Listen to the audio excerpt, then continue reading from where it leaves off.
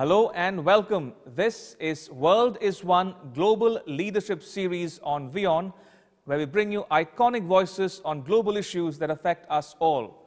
We bring you their perspectives on key issues and give you a sense of the past, present and future trajectory of international relations. In this edition, we present to you Recep Tayyip Erdogan, President of Turkey, the man who looks set to change Turkey's destiny. Demokratik mücadelemizi sonuna kadar sürdüreceğiz.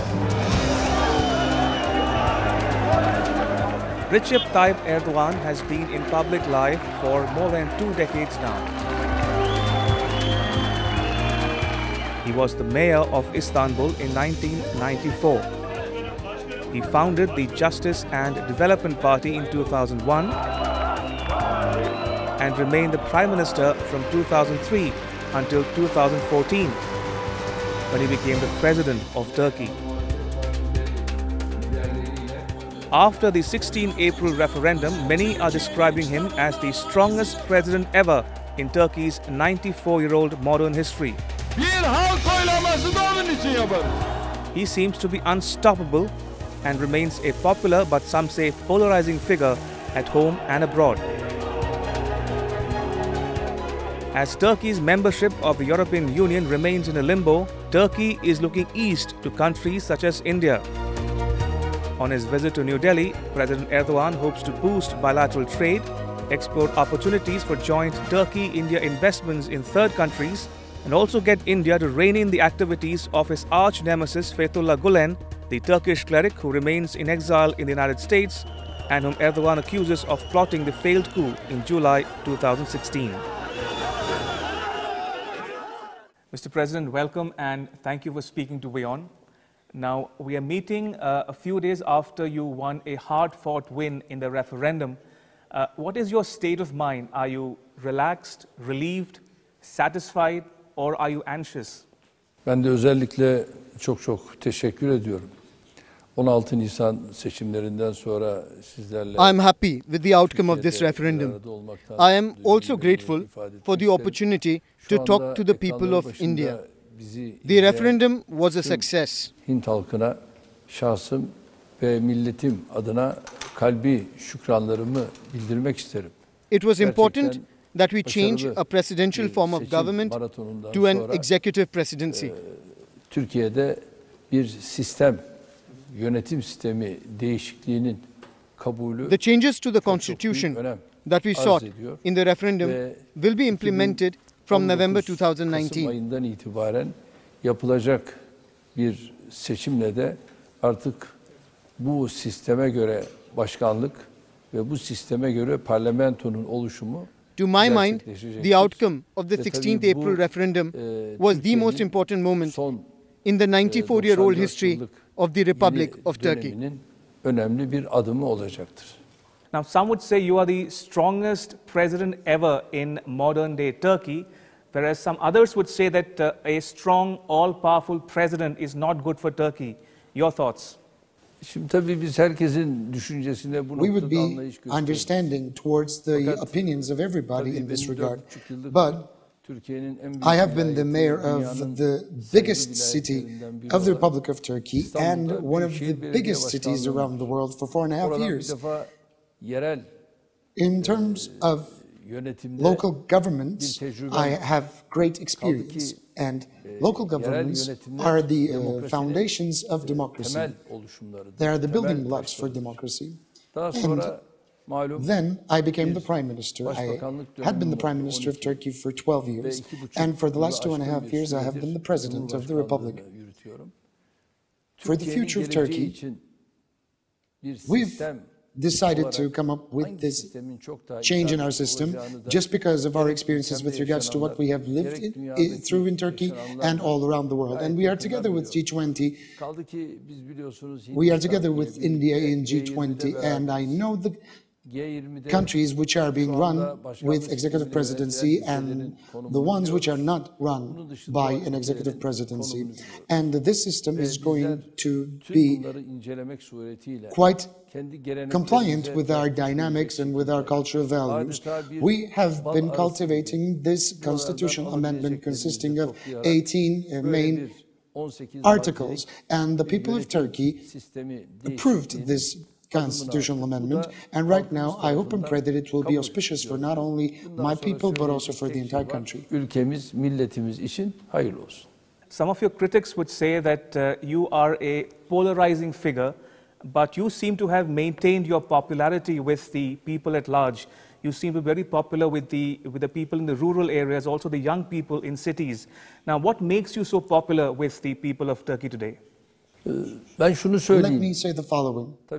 Of course, with the political party we had established, especially since the year 2001, we have been a strengthening political movement. We've never lagged behind, which is a demonstration of the fact that we are a multifaceted, multidimensional political party that embraces its own people without any discrimination whatsoever on the basis of religion, on the basis of freedom of expression, on the basis of fundamental rights and liberties. We have an understanding of embracing the public at the largest extent possible, which brought us to garnering 52% of the votes as a result of the presidential elections 2.5 years ago. And as the political party, we have garnered almost 50% of the votes of the entire people in Turkey. And in the parliament, our majority never went down below 60%, which means that we are not a polarizing political party. Instead, we are a political movement that embraces its own people. If we were a polarizing party, the people would not bring us to where we are today within a democratic society. That's why, instead of talking about the polarization or divisiveness, we always look at the ballot boxes. What the ballot boxes would say would matter most. Nowhere around the world would you see a turnout of 85% or 86%. 86'ı aşkın bir şekilde sandığa katılımla seçimin yapıldığı ülkeler yok gibidir. In Europe, there are such countries where you see a turnout of not more than 35% or 40%, but in Turkey, please consider the significance of this. The last referendum witnessed a turnout of the people of about 86%. This is what Turkey has achieved. And in some places, in theocratic societies, as a result of oppression, turnout may rise significantly, but it's not the case in Turkey. This was a very democratic elections, and the results were welcomed by everybody. The referendum was concluded in full peace, so I'm proud of this and I'm proud of my people. Everybody exercised their democratic rights in the best fashion possible, and I would like to congratulate everyone because I know that tomorrow will be much better for my country than it is today, and people will embrace one another more and more. Now, talking about your forthcoming visit to India, what might be some of the outcomes or deliverables from that visit of yours to India? Well, thank you. One must say very clearly that my official visit to India back in the year 2008 was when I was a prime minister. Of course, as a prime minister, when I paid a visit to India in 2008, Turkey was still getting stronger. And that was the time when we signed multiple agreements with India. And in the aftermath, our relations grew stronger because India is a country that is improving continuously, getting stronger continuously. And India is becoming a country that is very much respected. And similarly, Turkey is becoming a country whose voice is easily heard all around the world. And in my forthcoming visit, I believe that our mutual deliberations will be enriched and they will be much more deepened. The trade volume between Turkey and India appears to be in the region of $6.5 billion right now. But it is not in favor of Turkey. But I believe that in the forthcoming months, on the basis of a win-win scenario, we can strike a much more favorable balance in our trade volume between our nations. And in order to further strengthen our relations, of course, in 2011, Mumbai, and in 2013, we have established Hyderabad embassies, which is a direct confirmation as to how much of a significance we attach to India. India has a population of 1.3 billion inhabitants, and Turkey has only a population of 80 million inhabitants. But looking at this enormous potential, I think we can take a greater step forward in terms of strengthening our mutual relations. Turkey has a great deal of commodities that could be exported to India, and similarly we can get a lot more from India. And through this visit, I shall be accompanied by a group of business people of about 150 individuals, whereby they will get together with their counterparts, with their peers in India, and throughout the business forum we will organize. The businessmen of the two countries will be able to forge a closer solidarity and cooperation between them. Maybe they can invest in third countries together, and we will monitor the developments.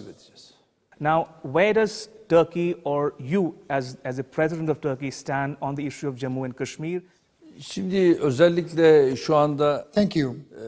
The relations between India and Pakistan, if we dig closer, dig deeper, I can confidently say that the relations between the two nations are improving on a daily basis, which makes me very happy. But this Kashmir question, saddens us deeply, because I think this is a question that upsets both of the countries involved, and surmounting the Kashmiri challenge will contribute tremendously to the global peace. For the last 7 decades, this question has not been settled, and I believe doing so will provide a relief for both of the countries.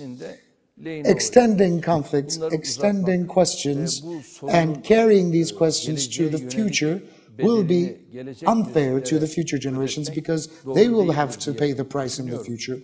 And right next to the prosperity of the Kashmiri people, we need security and stability in Southeast Asia more and more. We don't want to see that picture.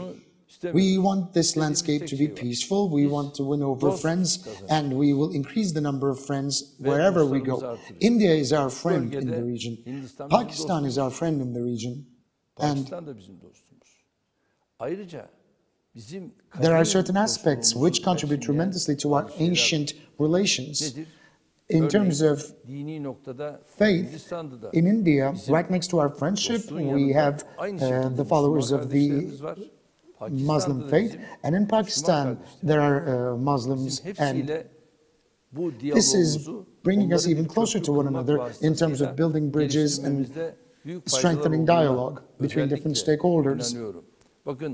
We shouldn't allow more casualties to occur, and by strengthening multilateral dialogues, we can be involved, and through the multilateral dialogues, I think we have to seek out for ways to settle this question once and for all, which will provide great benefits to both of the countries as the parties of this question. My dear friend, Mr. Prime Minister of Pakistan, Nawaz Sharif, is an individual with whom I've been discussing these issues at every length, and I know that he is a good-intended man. I heard him personally speaking about his will to settle this question once and for all. So, if we keep the dialogue channels open, we can settle this question once and for all. And all around the world, there is not a better option than keeping the channels of dialogue open. We have to contribute to global peace. If we can do this, I think we can garner very positive results. And I would like to remind you that security, stability, and prosperity of the region is very important to us and for us. And I want this mentality to prevail amongst the leaders. Now, to that, an Indian national could turn around and say, well, in that case, the demand of the Kurdish people, for instance, for independence could be legitimate. So how would Turkey react to such an assertion if it indeed happens? Well, if we compare apples to oranges, we will make a big mistake. We have no problems with the Kurdish people, Kurdish citizens in Turkey. We have a problem with the terrorist organization, with a terrorist organization. With regards to the Kashmir question, there is no similarity whatsoever. There, the nature of the dispute is different. There is a territorial dispute. And Pakistan is pursuing, as a state, her own thesis and her own arguments, and they are right. And India, as a state, is pursuing her own agenda and her own arguments, and they are right too.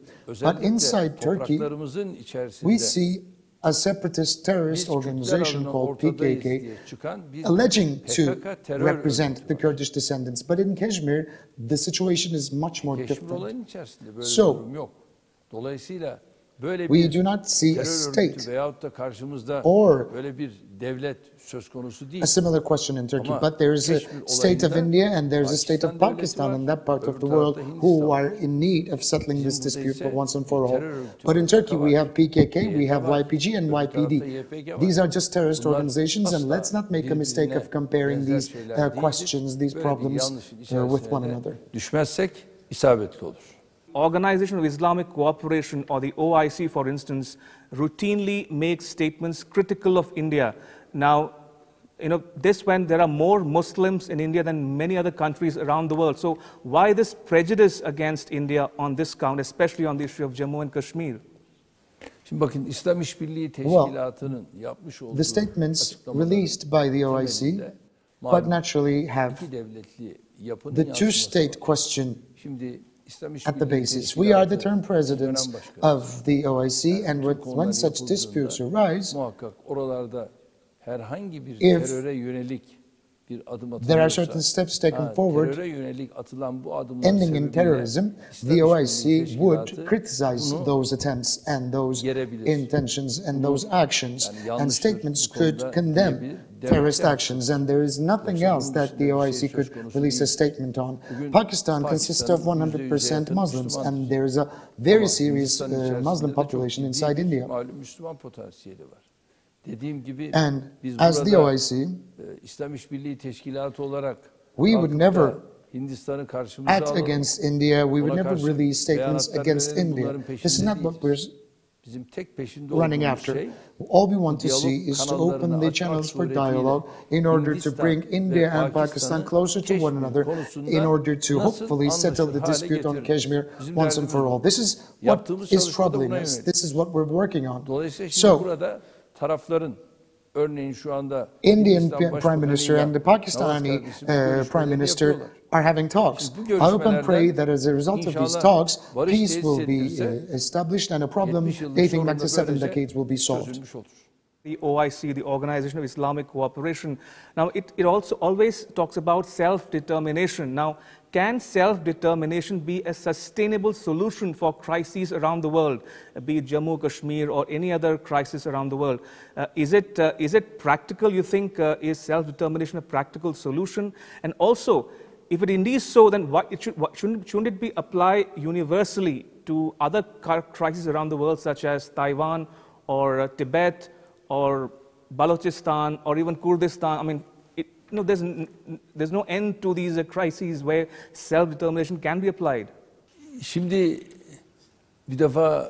First of all, we have to elaborate on this meticulously. The OIC is representing a certain population around the world of about 1.7 billion people. Such a vast population is getting represented by an NGO, by a mechanism, and of course it would be difficult not to think that this mechanism wouldn't have an area of influence. Many countries have their potentially influential areas around the world, and of course OIC member states are demonstrating some financial strength too. Politically, economically, and commercially, these countries have a say in various global matters. And these countries can contribute tremendously to the establishing peace. And this is what is expected out of the OIC. And OIC is assuming this responsibility and shall assume this responsibility in the future too. And while self-determination issues are getting discussed, of course, this is going to be approved by all the member states of the OIC. And when that happens, nobody should criticize OIC. Nobody should question the OIC as to what kind of decisions they make, because these countries making up the OIC are also members of the United Nations. They have a weight in the United Nations. And in the United Nations, they can take necessary steps forward through different cooperations. And they are inside the Security Council within the UN. They are the non-permanent seat holders, but even India is not a non-permanent seat holder right now. India wants to become a permanent seat holder at the United Nations Security Council, and I'm saying the following: the world is greater than 5. This is my argument. Şimdi benim bu tezim dünyada kabul gördüğü gün, if it gets accepted by the world, India will become one of the permanent seat holders of the Council of Security Council at the UN. In my argument, there will be no permanent or non-permanent seat holding position. There will be 20 members, which will rotate every 2 years. So 196 nations around the world will be rightfully represented under the roof of the United Nations, and they will be continuously represented at the Security Council. 10 countries may rotate every 2 years, and the rest of the 10 countries may continue their posts. So there will be a continuum. Dolayısıyla hafıza kaybı olmaz. Bu da devam etmiş olur. But the world shall get the opportunity to be represented fully at the Security Council, and all the religious groups and religious imkanını bulur. Dolayısıyla böyle bir all the religions of the world will have been represented there. India is a very important power in that regard, and India should be represented at the Security Council. We're talking about 1.3 billion inhabitants of India, and is it natural for India not to be represented at the Security Council? And India is home to many religions and many faiths. Why do you think India is missing from the Security Council? We only have the United States, we only have Europe. This is a problem that needs to be eliminated. In the post-war era, especially in the aftermath of the Second World War, the United Nations Security Council emerged, which has never been reformed. It needs to be updated, and let's update it, is what I say.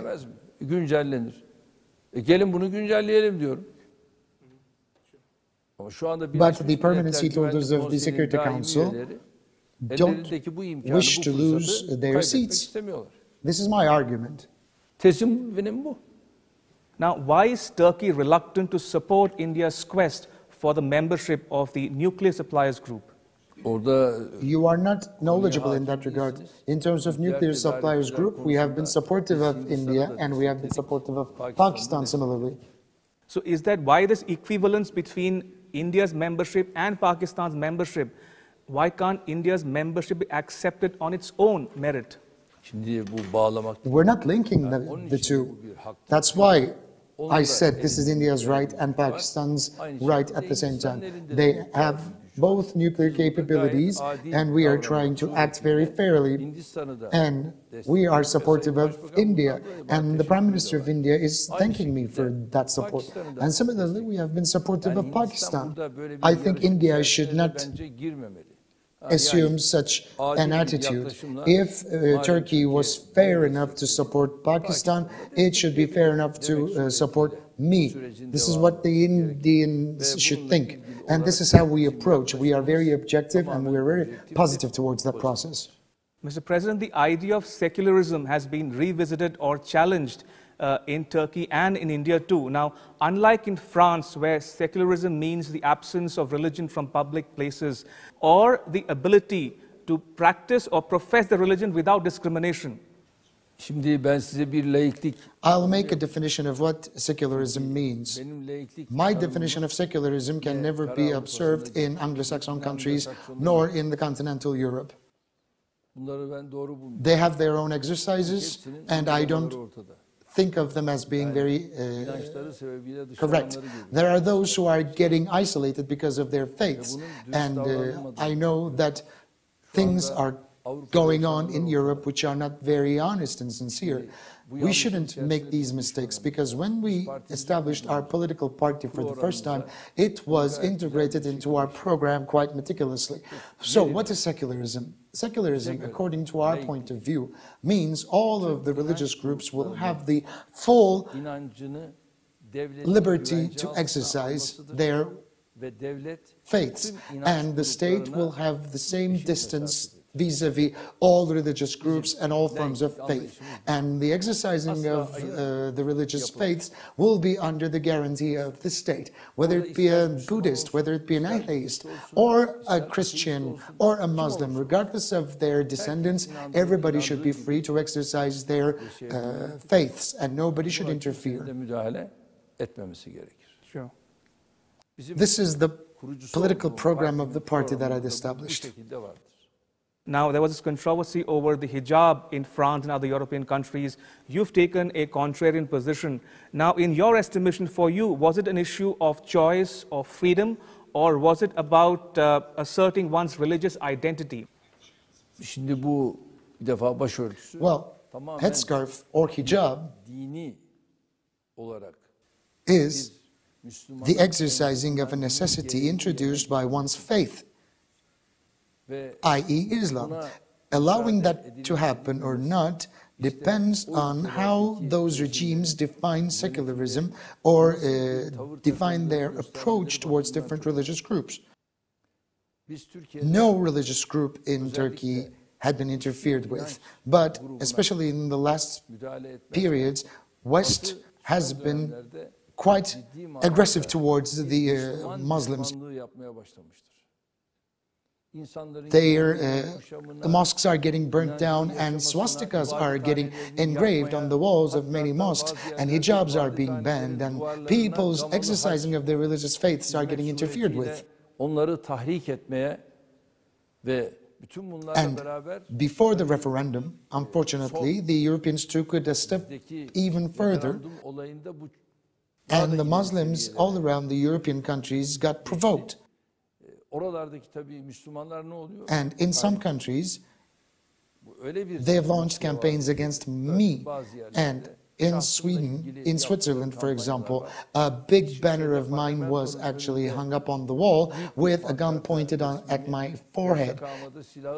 The inscriptions read, "Let's kill Erdogan." This is Islamophobia, and this is animosity towards a faith. But we have never been enemies of any faith. We have never been an enemy to Christianity nor Judaism. Whenever there's a prospective terrorist attack in Turkey, we always protect the synagogues and the churches first in order for them not to get harmed. We get them under severe protection on the basis of the intelligence that we get of a prospective attack. We have the duty to secure all religious groups and all followers of different faiths, and we need to be reciprocated by the Western world. They failed to do that until so far, and they have never done it in the past. Now, 54 years on, are you still interested in the EU membership? Also, do you think the EU is reluctant to admit Turkey into the EU because EU is by large Christian and Turkey is a Muslim majority nation? So is there an element of racism or Islamophobia also on the issue of Turkey's accession into the EU? Şu anda biz tabii 54 yıl.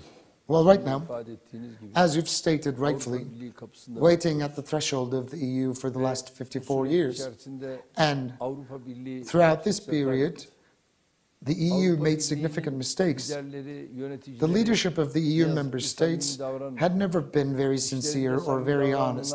There were those who were very honest and sincere, of course, but some of them failed to act sincerely, failed to keep their promises.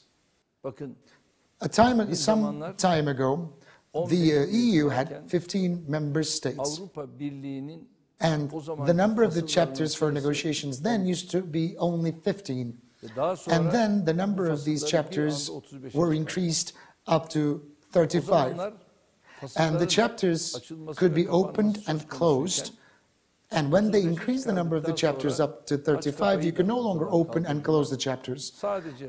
You can open the chapters, but you can't close the chapters immediately without negotiations. We have one chapter had been closed and opened and closed. 13 of them were opened and not closed.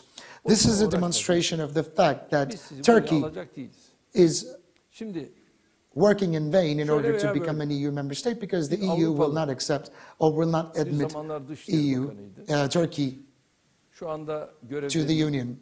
There was a foreign minister who is not performing his office any longer.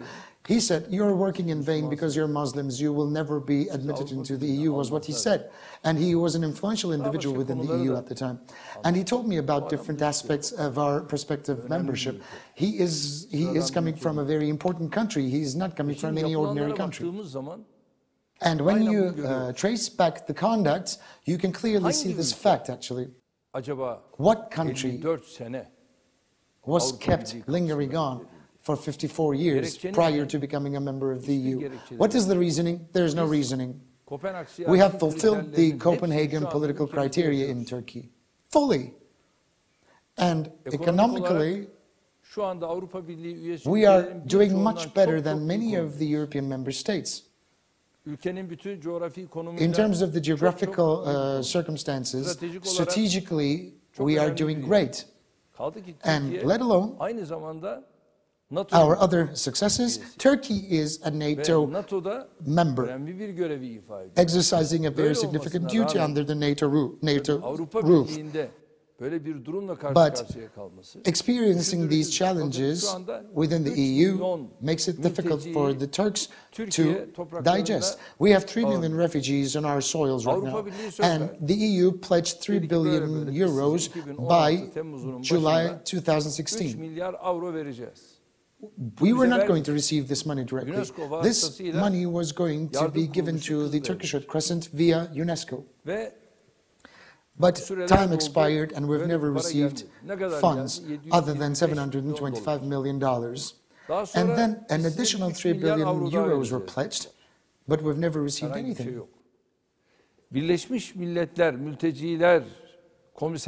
We've only received funds from the UNHCR, and we've only received $555 million from the UNHCR. And do you know how much we've spent?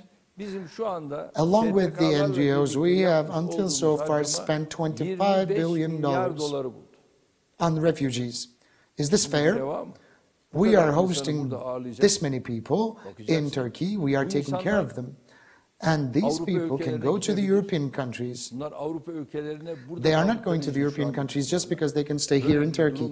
This is what we are facing. But the Europeans still not keeping their promises. If they continue not keeping their promises, we are acting patiently. But of course, after a certain while, we will choose the next path to follow. What are we going to do? We are going to do this following.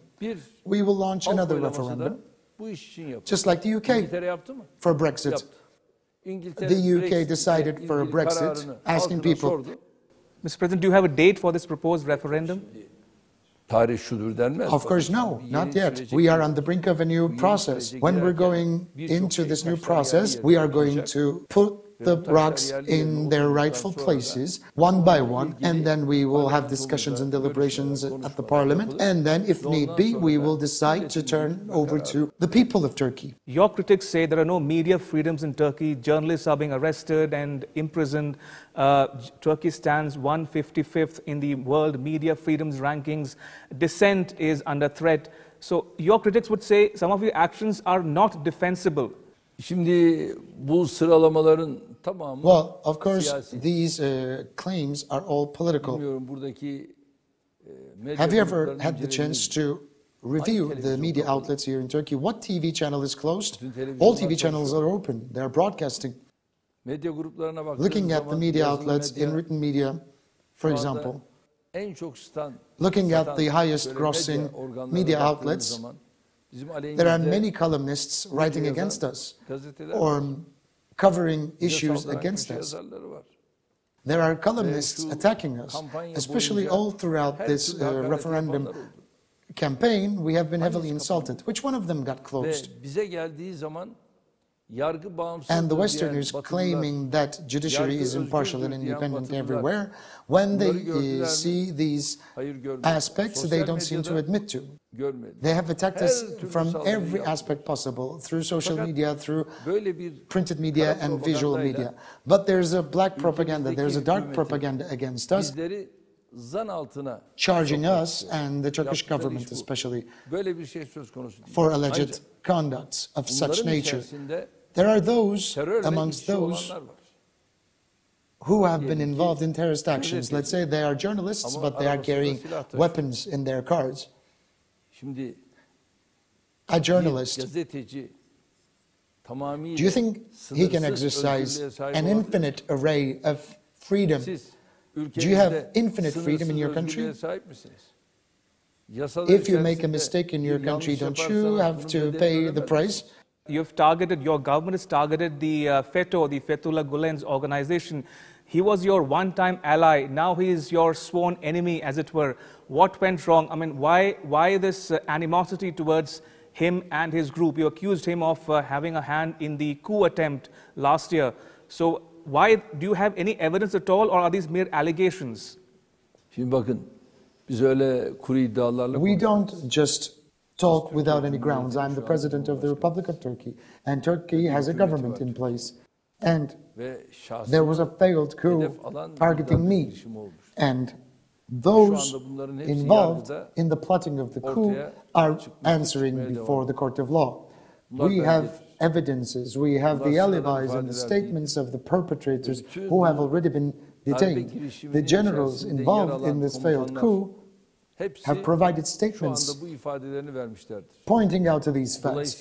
And these statements, these alibis were recorded by the judiciary, and we see that the plotters wanted the chief of general staff to talk to the leader of the Fethullahist movement, Fethullah Gülen.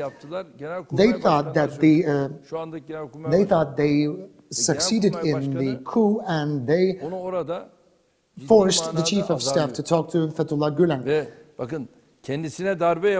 These have all been recorded. These are all reflected at the minutes throughout the hearings. Everything is known, what the chief of general staff was forced to do and how he responded.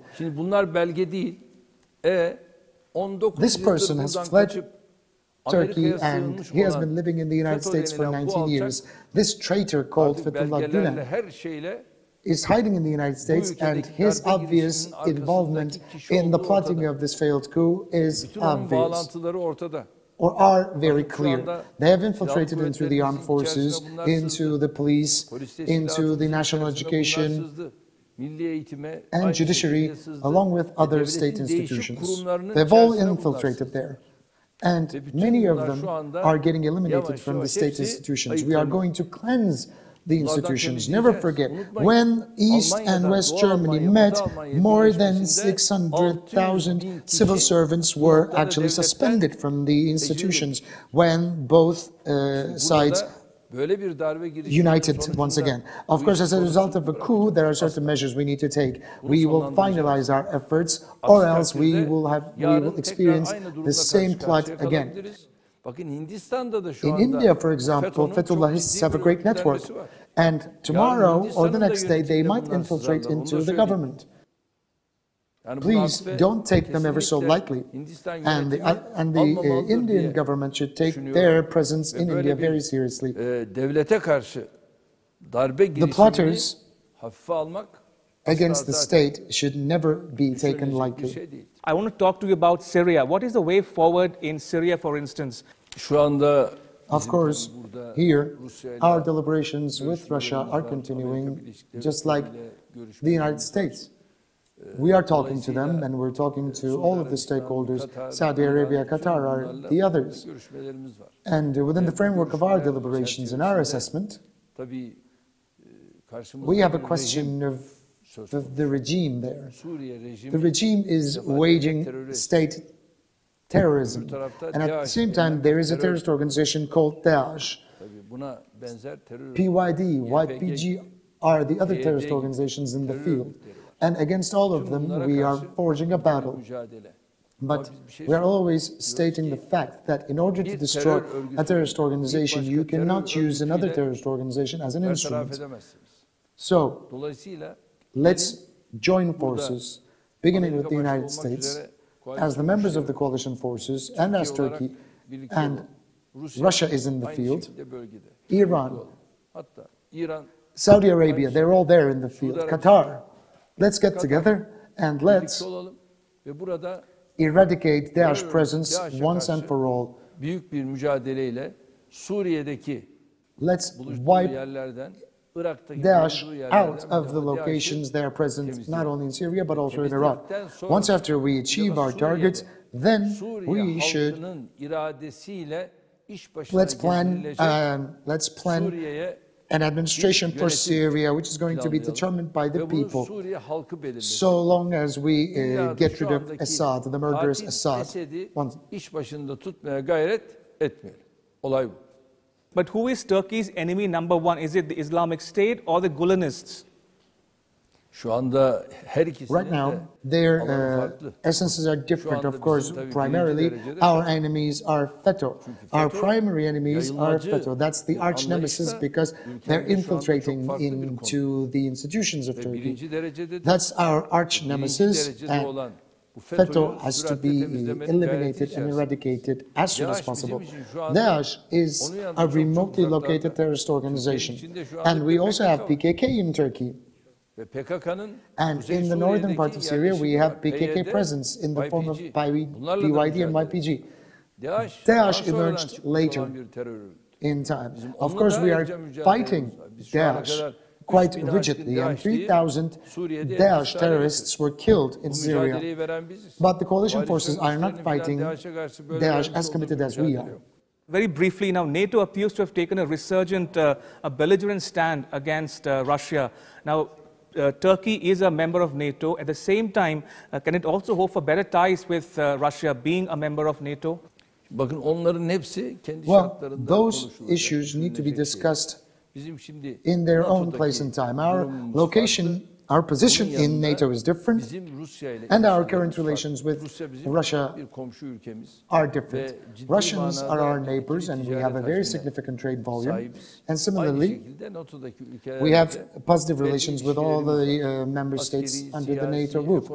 Commercially and commercial, military, and socially, we have strong relations with NATO member states. One cannot be favored at the stake of the other. We want the entire world to be in full peace, and we want to establish great relations with all of the countries around the world, protecting our mutual interests based on a win-win scenario.